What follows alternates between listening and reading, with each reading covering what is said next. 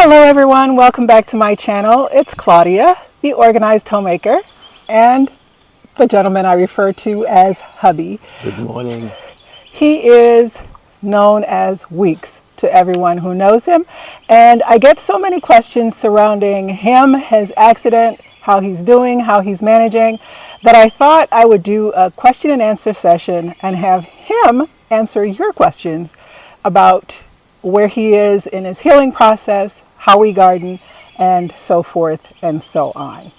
Thanks for joining us today, and we're going to get started with our first question. I'm going to try to get through as many questions as possible, and if need be, we'll do another. My husband has already said that after this session, he's going back in hiding, so who knows? I've got quite a few questions, so I am actually going to go ahead and try to get through as many of them as possible. And we're going to start with the first one. How did we meet? We met at Rutgers. My wife and I met at a university in New Jersey, Rutgers University.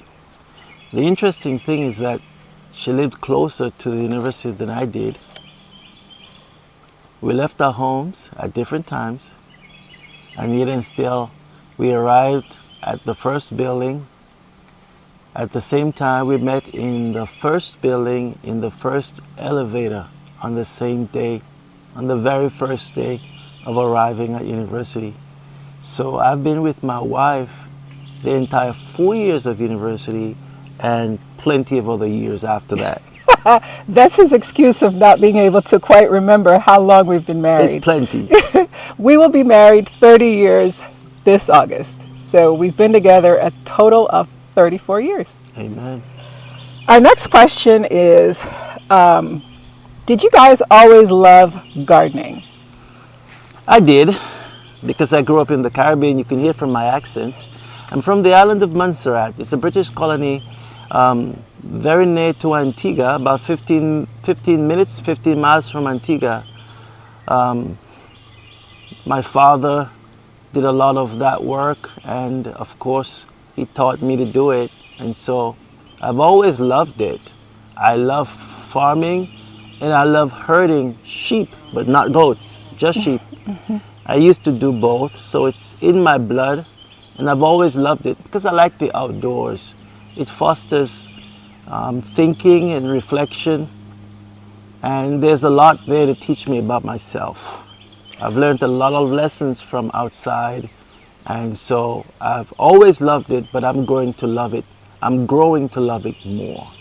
I will say that I learned to garden from my parents and grandparents because everyone around us gardened. I grew up in Jamaica, and as a result of being in a large family, my father tried to grow as much of what we ate as possible. So every single one of us children had a role to play, and we all helped to grow that food. Now, as I got older, my dad assumed most of the responsibility of growing the garden when we migrated to America. And so I didn't really have hands-on often. But then as soon as we got our first place, we both started growing. I did the flowers at first, and hubby did the food, all of it. But then when we moved to our current property, I did the veggies and the flowers, and he does berries and fruit trees. So that's kind of where we've ended up. Next is, what is your hubby's favorite area of the garden? What's your favorite area? Well, my wife and I have separated the business in that here she is camped on this side, and I'm camped on the other side. We literally have a spring which divides our property, and so just so that she has enough room to plant all the flowers that she needs to plant and all her vegetables. She's on one side and I'm on the other side. Which area do I like the most? I like berries. I have fruit trees, but I also have an assortment of berries, all different types of berries. So what about the flowers? What's your favorite area in the flower All those garden? white puffy things over there. I have no idea what they're called, but they're white and they're puffy and they're wonderful. I mean, they're so prominent and they bloom for a long time. He is currently talking about snowball bushes, and I'll insert some footage of what the white puffy things are. And then in the summertime, he also loves the hydrangeas. So I have a whole Yes. hedge of limelight hydrangea in the front, planted just for him, because he enjoys the garden in general, but for him to notice a particular flower that's huge, so I try to make sure that there's several of those. Says here, you're a great team. Has he always been a gardener too? And I think we answered that question before, but thank you so much for that. We have always been a team, haven't we? Yes. Well, it's only natural, it's in our culture.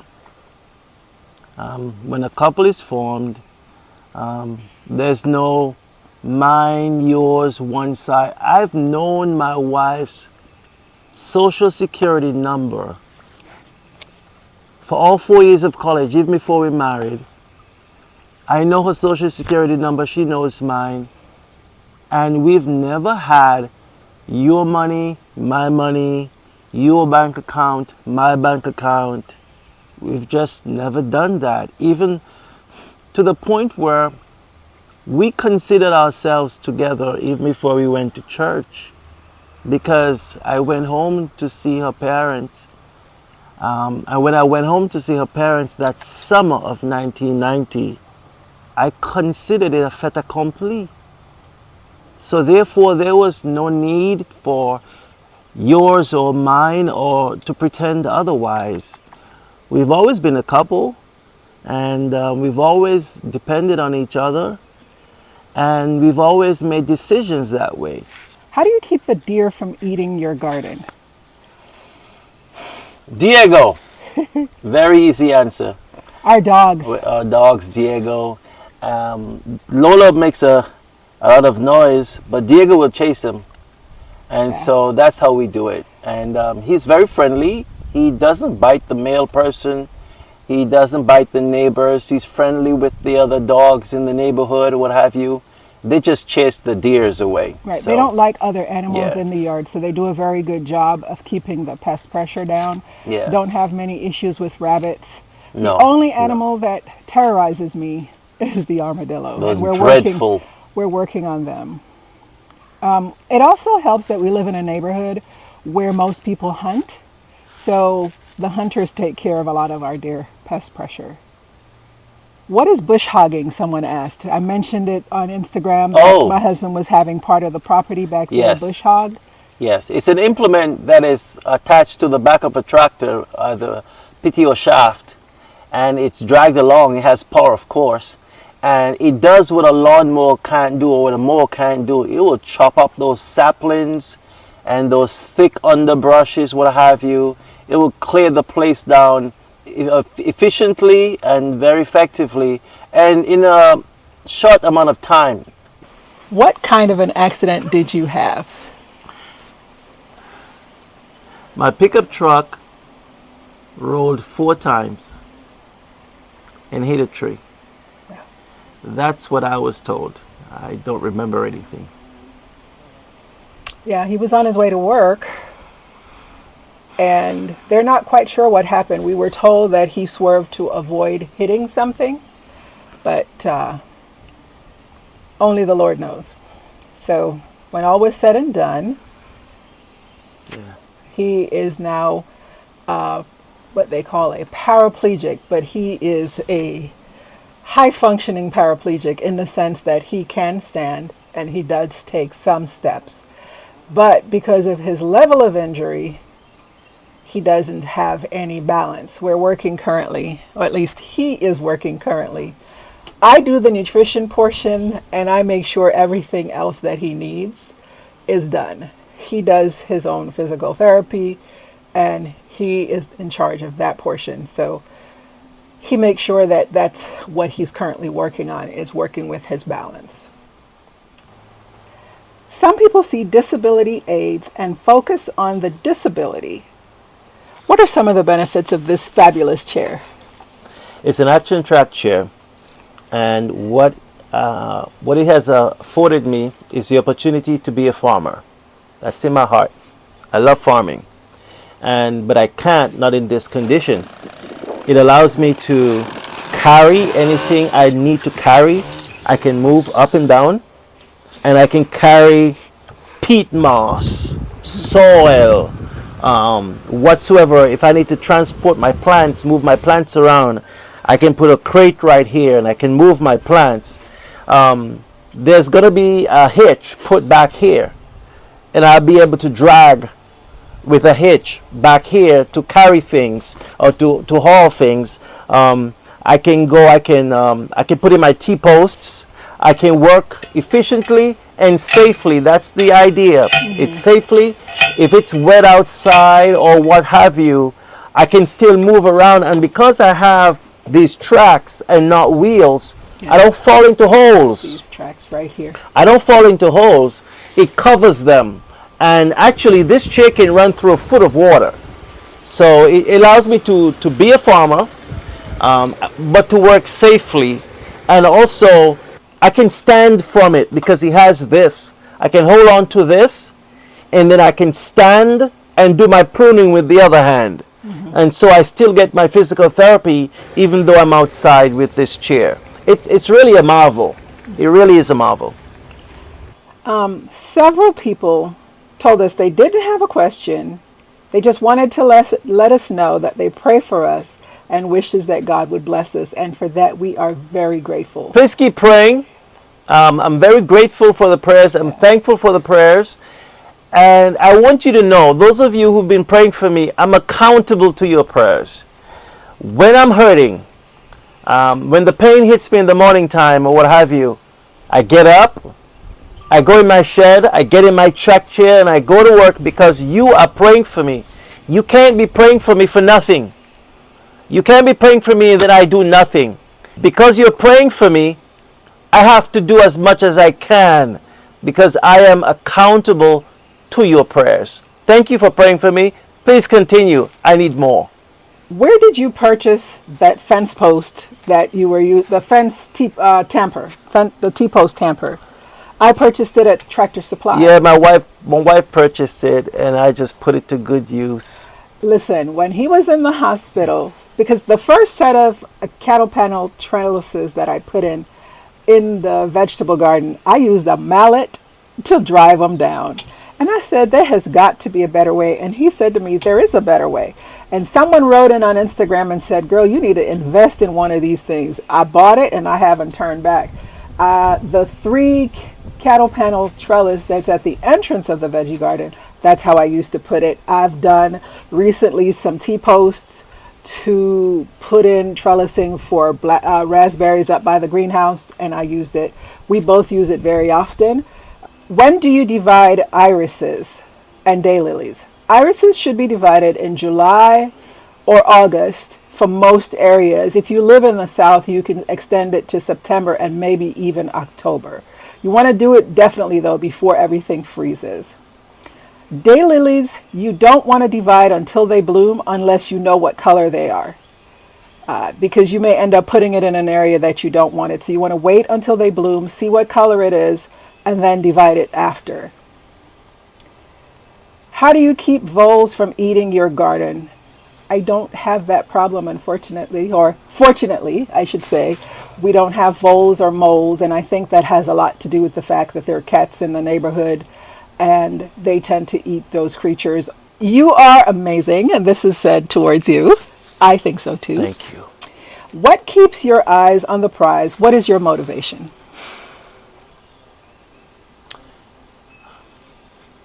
I've had low days, and I've had a very low day in the hospital.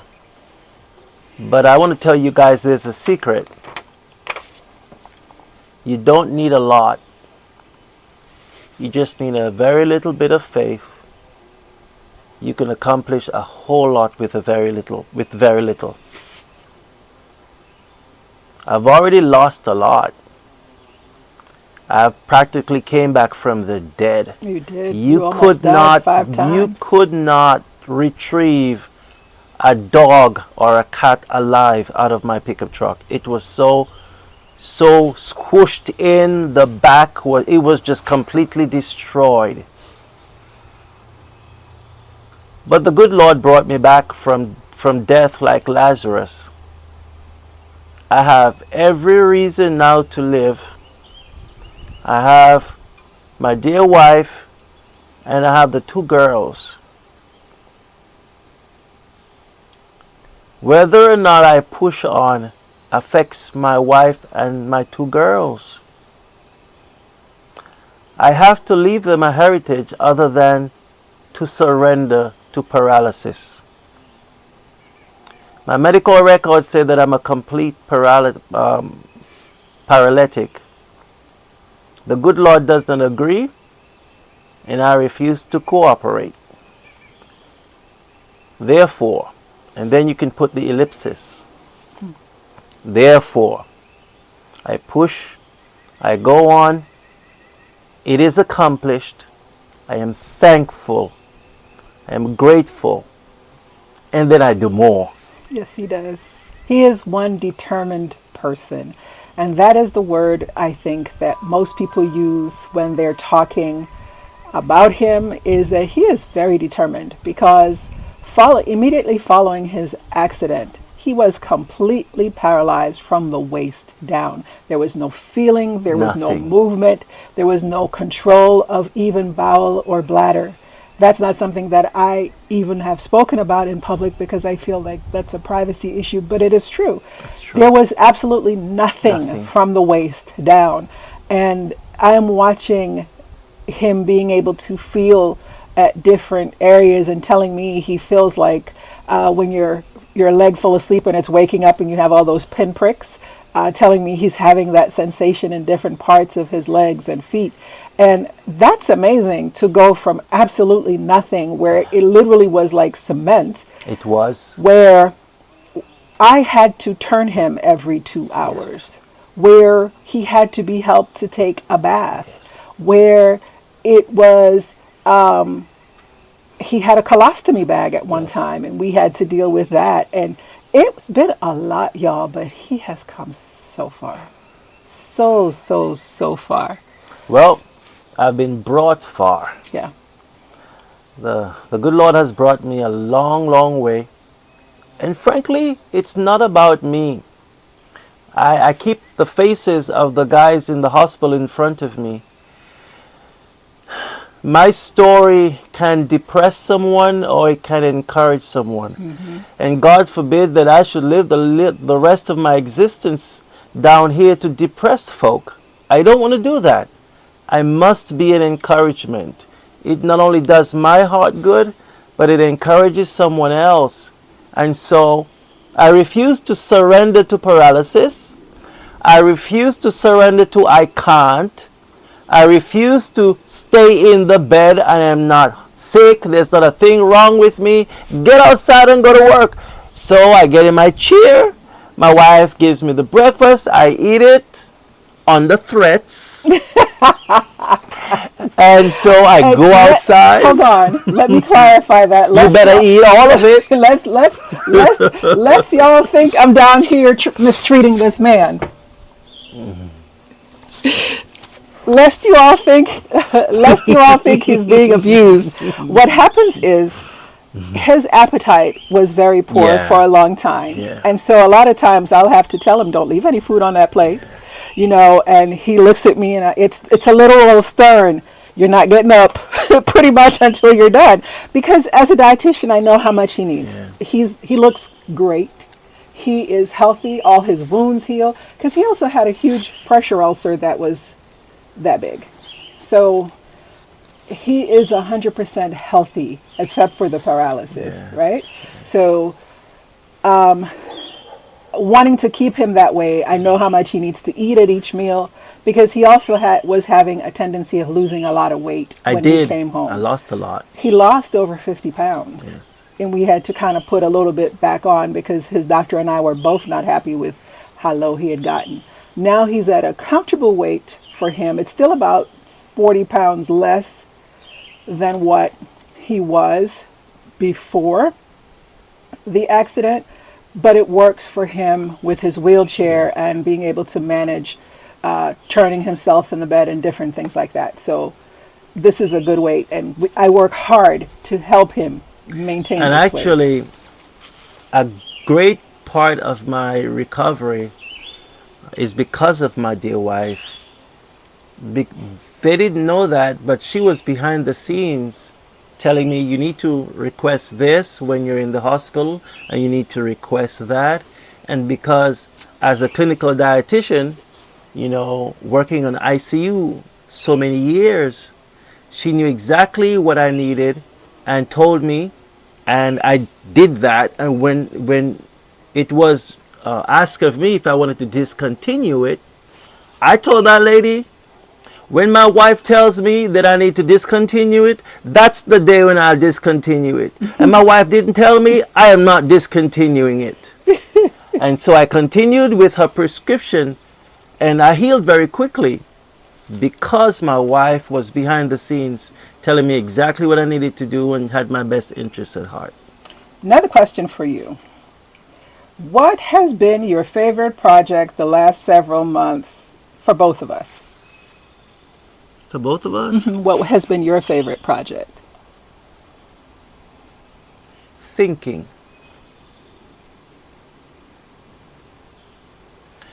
Because with my wife in the work field and I was in the work field, she worked in a hospital, and me as a teacher, it's very busy. Even when the girls were home and I homeschooled them, we're still very busy. But now the girls are gone and we're home together and we're working from home. I've had a lot of time to sit, think, and observe my wife. This is why she does this. I've had a lot of time to just observe. Oh, so you've been studying me. Oh yeah. Oh yeah, most assuredly. And it's a second life. The two of us are basically living a second life. The girls are gone, and it's the two of us now. It's different than when we met, and so that's been one of the biggest lessons for me now. It's just to sit, watch the person, observe the person, and learn. Okay. For me, one of the biggest projects, actually I'll share two, has been adding the rock borders around the property. And that's because I get to do that with my husband. We have been best friends for 34 years. And we actually enjoy being together. I enjoy being with him. We enjoy spending time. We're always cracking up when we're together. Yeah. We laugh a lot. And I think that's essential for us to have gotten through all that we have gotten through. And then also, he is just generous with himself and his time. He tries to help me in any way that he possibly can. As I told someone before, he took such good care of me. He cherished me so before his accident that I feel like it's a privilege to take care of him through this process. Okay, so yes, we're kind of sappy like that. Well, she takes care of me with those wonderful biscuits. There are certain things that I make that he really likes, and when he requests them, I try to make sure that he has those. But so we enjoy spending time together. So the rock borders, because they've really made those beds that we've done really pop. They look very nice. The other thing is putting in a dedicated sensory garden, and I'm going to share some more of that in a future video with you in the yard. Yes, I tried to create an entire garden as a sensory garden, but I made one dedicated space in my yard as a sensory garden, and I worked on that for my husband. Very therapeutic. And it's been beneficial to him. I'm hoping when my mom comes next month, she'll be able to sit and enjoy it as well, because it's good for those who have some traumatic brain injury, the elderly, those who are neurodivergent, autism, all of those things, it helps. So we'll go more about it in my next video. Now, the last question that we have is there anything that you grow despite knowing it doesn't do well in your soil or region? Yes, yes. And I was warned a few years ago when I began this whole endeavor of planting or farming raspberries, because raspberries are more northern and they prefer a more colder climate, and the heat of the south doesn't work well with raspberries, but I like raspberries, so I had to find a way. And so I found a way in Georgia to plant my raspberries. The same ones you plant up north, I plant them here, and we love them deliciously. My wife Yes, likes them. I do. They're one of my favorite fruits. And so, of course, because y'all, I can't make the mistake of telling this man I like something, because if I like it, then I must have 50 of Yes, it, right? you can. Because that's how he does. Oh, she likes it? Rather than get her 3, I'll get her 10. So, but I do appreciate it because I'm able to then use it for smoothies for us. I bake with it, make jams and things like that for our consumption. We're getting some more this week. Yeah. The more raspberry plants. All right, so, sweetheart. Do you have anything you want to say? Anything else you want to say? Something terrible can happen to you. It only looks terrible. Flip the script on it. Turn it into a blessing and a profit. Refuse to accept the prescribed failure. They told me in several different medical facilities that I would never walk again, and that they didn't expect me to walk again. Simply refuse to give in to whatsoever it is. Just do not give in. Find a way to profit. Find a way to make it happen. Because ultimately, you're not here to be unhappy. You're here to be happy. That's right. I believe that with all my heart. And so there are days when it's hard, y'all. It's hard because our lives have truly been upended.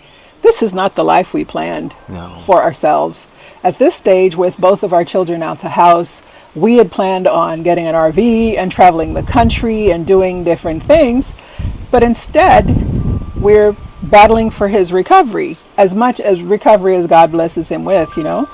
And we have had to make some adjustments with a lot of our plans. But it doesn't mean that the new plans can't be good. And it doesn't mean that we can't enjoy those plans. So exactly. The last 3 years has been about finding our new normal, finding a new vision, and moving in that direction, and not letting the what could have been outweigh the what is. Because there's some good things that have come our way. And I'll tell you guys as one final note, the healing doesn't begin with the body, you know. The healing and the happiness, the contentment and the joy and the satisfaction and the thrill of living, it begins right here in the heart. When you've worked out everything, I had to work out why this has happened to me. I needed my questions answered. I received my why, and so now I'm content. And my wife and I are starting a new life. And it's a joy and it's a pleasure. And I'm happy because I'm happy here. All right, y'all, that is it for today's video. Thank you for hanging out with us. I may be able to convince him to do another one at some time in the future. But I wanted you to hear from him in his own words and to meet him and see what the Lord has done. Well, I may do another one, but I need a bribe. A pot pie. Happy gardening, y'all. Happy gardening.